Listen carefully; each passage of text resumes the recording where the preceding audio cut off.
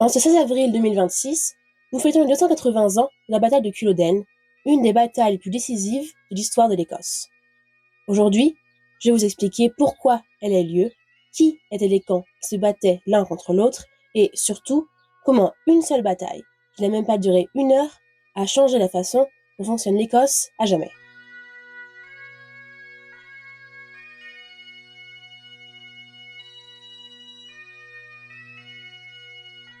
Nous sommes le 16 avril 1746, au nord de l'Écosse, sur les plaines de Culloden. D'un côté, 5000 Highlanders qui se tiennent à cause des Jacobins. Ces hommes viennent de différents clans qui peuplent les Highlands de l'Écosse. En face se trouvent 7000 à 9000 soldats qui représentent le gouvernement anglais. Dans un peu moins d'une heure, 1250 Jacobins seront morts. Seulement 300 soldats perdront la vie du côté des Anglais. C'est l'affrontement sur la dernière bataille ayant lieu sur les terres de Grande-Bretagne. Qui sont les personnes qui s'affrontent sur ce champ de bataille? À la tête des Jacobins, Bonnie Prince Charlie, ou de son vrai nom, Charles Edward Stuart. Il est, selon les personnes qui soutiennent la cause des Jacobins, le véritable héritier du trône de Grande-Bretagne. De l'autre côté, les soldats anglais sont menés par le duc de Cumberland. Il représente l'armée du roi d'Angleterre, George II. Mais comment en est-on arrivé là? L'histoire commence le 10 juin 1888 dans le palais de St. James à Londres. C'est ici que naît Jacques-François Stuart, fils du roi d'Angleterre et d'Écosse, Jacques II. Jacques-François est issu du deuxième mariage du roi avec Marie de Modène. Il était auparavant marié avec Anne Hyde, avec qui il avait 2 filles, Marie et Anne. Un problème seulement pour le peuple anglais, Jacques est catholique. La Grande-Bretagne est protestante depuis plusieurs siècles et n'aime pas ce roi qui ne partage pas la religion. Donc, lorsque Jacques-François naît, on a peur que le trône d'Angleterre ne reste catholique. On demande alors à Marie, la fille aînée de Jacques, de prendre le trône. Elle et sa sœur sont protestantes et sont les héritières légitimes de Jacques. À l'époque, le trône d'Angleterre ne va pas au premier-né, comme aujourd'hui, mais au premier garçon né. On appelle ça le droit de primogéniture masculin. Jacques-François est donc le prince héritier, puisqu'il est le premier garçon. Mais on laisse le trône aux filles si vraiment il n'y a personne d'autre. Marie et Anne sont les filles légitimes du roi, donc elles ne pourront pas être chassées du trône aussi facilement. Jacques cherche des alliés pour monter une armée et reprendre son trône. Il trouve de l'aide notamment dans les Highlands avec les clans. Les personnes qui le soutiennent se font appeler les Jacobins. Jacques se traduit par Jacob en latin. Ce nom signifie donc les personnes de Jacob, donc de Jacques. C'est en 1689, un an après la naissance du jeune prince, qu'a lieu le premier soulèvement jacobin. En mars, des élections ont lieu pour élire un nouveau parlement qui décidera de qui aura le trône entre Jacques II et sa fille Marie. Jacques, qui est en Irlande, envoie une lettre au parlement. Il a encore plusieurs alliés en Écosse. En son nom, le duc de Gordon garde le château d'Édimbourg. Mais en avril, une convention est signée par le gouvernement pour arrêter formellement le règne de Jacques II. En mai, on demande donc à Marie et à son mari Guillaume de prendre le trône en tant que roi et reine. En juin, ils acceptent officiellement. Plusieurs alliés de Jacques se soulèvent en protestation à ce vol. Cromdale, Glencoe, Dunkeld, Killiecrankie, Stirling, Dundee et Édimbourg connaissent des révoltes en soutien à Jacques. En 1690, Lord Stair offre 12 000 livres aux chefs des clans écossais en échange de leur allégeance. Cette affaire mènera au massacre de Glencoe, dont j'ai déjà parlé dans une autre vidéo. Mais pour résumer, le roi Guillaume ordonne le massacre du clan MacDonald pour montrer ce qui arrive au clan qui le défie. Le clan entier sera décimé après que les soldats anglais les aient tués dans leur sommeil. 40 femmes et enfants mourront de froid à cause de la destruction de leur maison. Ce massacre est souvent utilisé comme moyen de propagande, démontrant la cruauté du gouvernement anglais. Mais pourquoi les clans écossais sont-ils si réticents à l'idée de collaborer avec les Anglais? L'Écosse et l'Angleterre sont gouvernés par le même monarque depuis le début du XVIIe siècle, en 1603 précisément. C'est Jacques Ier, le fils de Marie Stuart et filleul d'Élisabeth Ier, qui réunit ces deux royaumes sous un seul roi. Il laisse derrière lui l'Écosse et n'y revient plus. Les Anglais n'aiment pas le peuple écossais car ils considèrent leur culture comme étant primitive. Surtout dans les Highlands, on vit en clan. Les familles obéissent à un homme, le laird, dans un ordre hiérarchique très précis. Ce système dure depuis des centaines d'années. C'est là l'identité de l'Écosse, surtout en opposition à l'Angleterre. Mais en 1707, tout change quand on crée la Grande-Bretagne. Constituée de l'Angleterre, de l'Écosse, du Pays de Galles et de l'Irlande du Nord, c'est celle qu'on connaît aujourd'hui. Le sentiment anti-Angleterre ne fait que grandir avec le temps, car on ne veut pas faire partie du même royaume que les Anglais. D'autres soulèvements auront lieu en 1715, 1719 et 1745. En 1715, alors j'ai 27 ans, Jacques-François se déclare le véritable roi de Grande-Bretagne. Le Parlement veut donc l'arrêter, ainsi que toutes les personnes qui le soutiennent. Le gouvernement anglais saisit donc des terres et des biens aux chefs des clans jacobins et les donne à des personnes qui leur sont fidèles. Encore une fois, plusieurs villes écossaises se soulèvent en contestation à cette décision. Les armées des jacobins, menées par le comte de Mar, prennent plusieurs villes au nom de Jacques-François, notamment Inverness, Gorman Castle, Aberdeen et Dundee.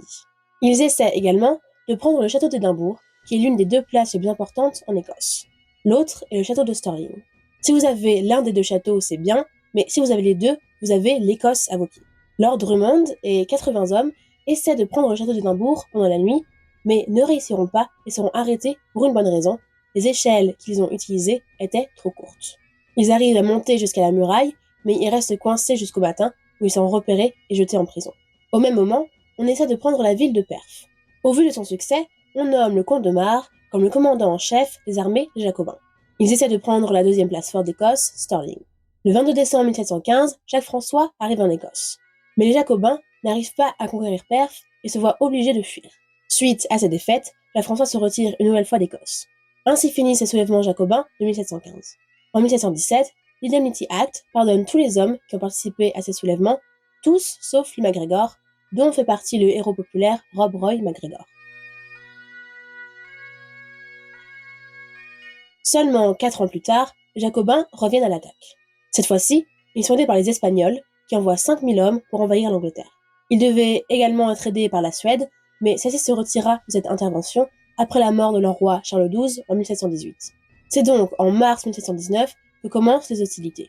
Les soldats espagnols vont jusqu'à Stornoway. Les Jacobins, quant à eux, vont à Inverness. Ils prendront le château de Eilean pendant plusieurs mois. En mai, des bateaux anglais encerclent le château et les Jacobins doivent quitter leurs îles. En juin aura lieu la bataille de Glenshill que les Jacobins perdront. Nombre d'entre eux seront capturés et jugés. On arrive maintenant au dernier soulèvement jacobin, ceux qui ont mené jusqu'à la bataille de Culloden, celle qui changera le cours de l'histoire. Cette fois-ci, les Jacobins sont soutenus par les Français. Jacques-François est à Rome, et c'est son fils, Charles, qui prend la tête des troupes en Écosse. Nous avons déjà parlé de lui au début de cette vidéo. Charles n'est autre que Bonnie Prince Charlie, celui qui mènera les troupes des Jacobins à Culloden. De son vrai nom Charles Édouard Stuart, il est le fils de Jacques-François et le petit-fils de Jacques II. Il a plusieurs surnoms, le plus célèbre étant Bonnie Prince Charlie, ce qui signifie notre bon prince Charles. On l'appelle aussi The Young Pretender, ce qu'on peut traduire par le jeune prétendant, signifiant le jeune prétendant au trône. C'est Jacques-François qu'on appelle The Old Pretender, le vieux prétendant, non parce qu'il est vieux, il faut plutôt voir ça comme prétendant au trône senior et prétendant au trône junior. Né le 31 décembre 1720 à Rome, Charles est le fils de Jacques-François et de la princesse polonaise Marie-Clémentine Sobieska. Il grandit en Italie et devient officier. En 1743, son père le nomme régent et lui donne le droit de mener les conquêtes en son nom. C'est donc pour ça qu'il sera à la tête des troupes pendant les derniers soulèvements jacobins. La première confrontation entre les jacobins et le gouvernement anglais se passe sur la mer. L'Elizabeth et le HMS Lion se confrontent dans une bataille qui durera 4 heures. En août 1745, les batailles commencent, notamment à Glenfinnan. On compte à peu près 700 Highlanders qui veulent prendre la ville de Perth. C'est une série de victoires pour les jacobins. En septembre, Bonnie Prince Charlie arrive à Édimbourg et se fait proclamer roi à la Market Cross derrière la cathédrale Saint-Gilles. Les jacobins gagneront la bataille de Prestonpans contre le duc de Cumberland. On émet des déclarations pour dissoudre l'union de l'Écosse et de l'Angleterre, et on entame même une enquête sur le massacre de Glencoe, où le clan MacDonald a été massacré dans son sommeil sous les ordres du roi Guillaume. Mais des tensions internes commencent à fracturer les jacobins. Ils ne sont pas tous d'accord sur la façon de mener cette reconquête du trône. Certains veulent même aller jusqu'à envahir l'Angleterre. On dépasse donc la frontière écossaise et on prend les villes de Carlisle, Preston et Manchester.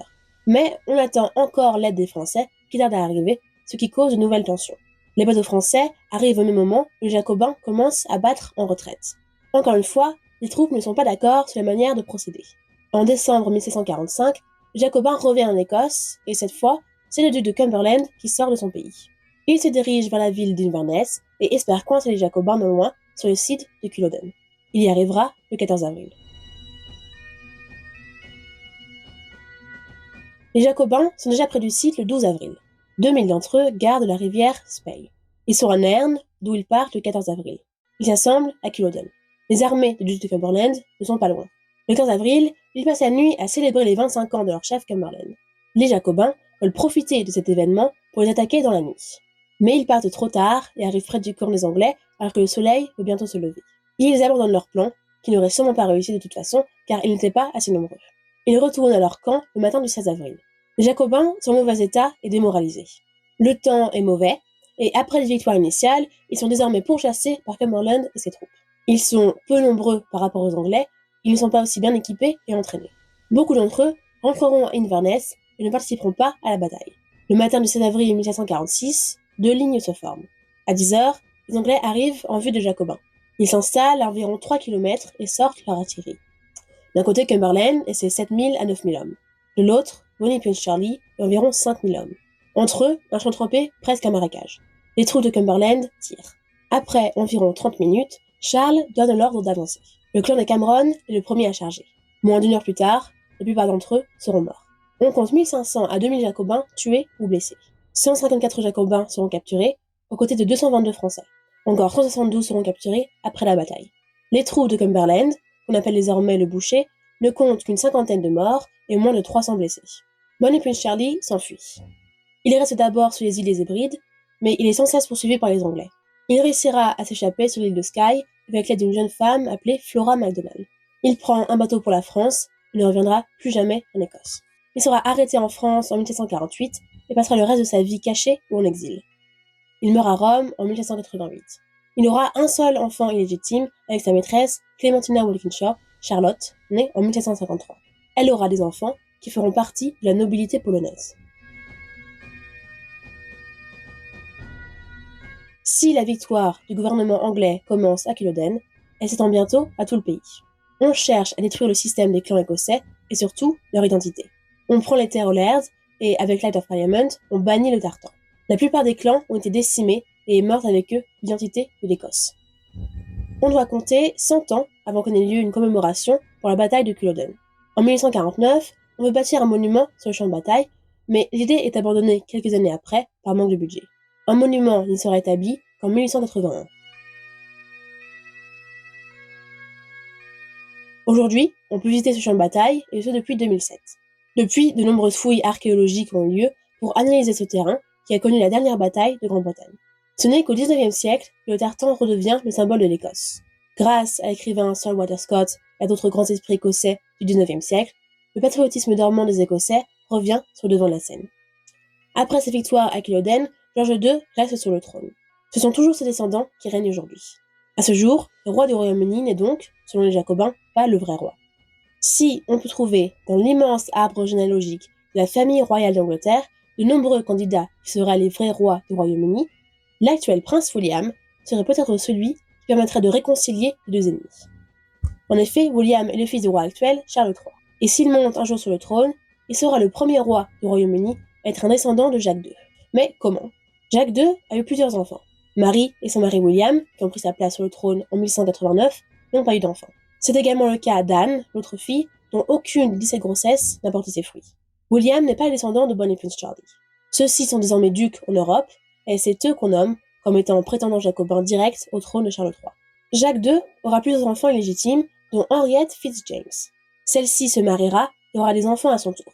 Sa descendance finira par se marier avec quelqu'un de la famille Spencer. Spencer comme Diana Spencer, Lady Di, la mère de William. Par sa mère, le prince William est donc un descendant de Jacques II, et si lui et ses descendants montent sur le trône, ils seront les premiers rois issus des deux lignées de la famille. 280 ans plus tard, la bataille de Culloden est encore dans nos esprits, et ce grâce à l'art, qui a voulu conserver la mémoire de ces Highlanders tués alors qu'ils défendaient la liberté de leur pays. Si vous ne connaissez pas Culloden, vous ne connaissez pas vraiment l'Écosse, et pourquoi elle est si fière d'exister encore aujourd'hui. Merci d'avoir regardé cette vidéo, et merci de vous intéresser à cette période très importante dans l'histoire de l'Écosse. On se retrouve prochainement sur ma chaîne pour une nouvelle vidéo sur l'Écosse.